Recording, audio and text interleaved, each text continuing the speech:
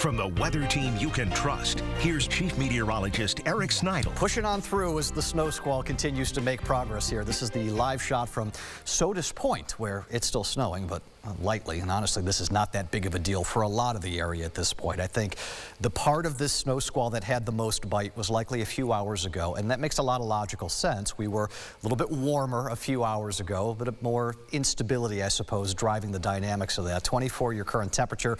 Wind chill is down to 12, but it's a positive 12 because it's not going to stay positive 12 for much longer, knowing what we know, especially going into our weekend. The leftovers of this line, more diffuse. This is not quite as aggressive as what it was prior, but you've got some good moderate flakes still flying. Wolcott, Rose will go farther off to the south and southwest toward Lyons.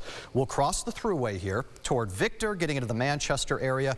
West side of Canandaigua, you're waiting on some of our snowfall with this too, and then it kind of flattens out, more west to east oriented. Common to see that the farther south you go down the line with this from Wyoming, crossing over 390. In the wake of that, there's not that much more going on, with one exception out in Wayne County. We've got winter weather advisories that are still going to hold there, just literally the single one, only for Wayne County, for some limited lake effect over these next few days. The rest of you don't have anything you've got to concern yourself with outside of just bundling up. And it's not going to be aggressive cold for these next few days.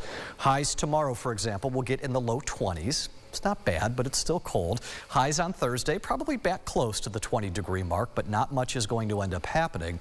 It's the next clipper, and that's going to come through on Friday. This is going to be the one that we're going to remember. I think this clipper is going to drive some of the coldest feeling air that we have had in a winter that has had its fair share of plenty of cold. So to be able to stand here and say that I think this might be the coldest we've had, that means something. Snowfall amounts out of this, couple inches out along 104. For the rest of you, it's probably an inch or less until we go into Friday with that clipper system.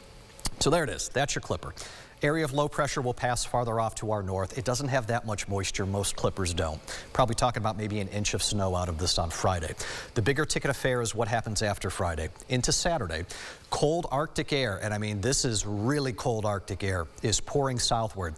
Because this clipper is relatively strong, it's going to have some gusty winds with it. So you've got the cold, and then you've got winds that could be 40, 45 miles an hour with lake effect snow. Now we're going to handle the snow component out of this a few days from now. We got to get more high-res guidance finally under our belt.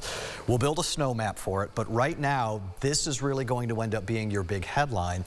These are raw numbers from the Euro model. Not all models are this aggressive, but the Euro's pretty reliable here, suggesting 25 below zero wind chills Saturday morning, maybe as cold as 30 below as you get into the southern tier. That is absolutely going to justify and warrant some cold weather headlines. I'm interested what kind of headlines might be needed, because you start talking about 25 below with the wind chills, it's more than just a cold weather advisory. So we get through the weekend and it does moderate a bit into next week.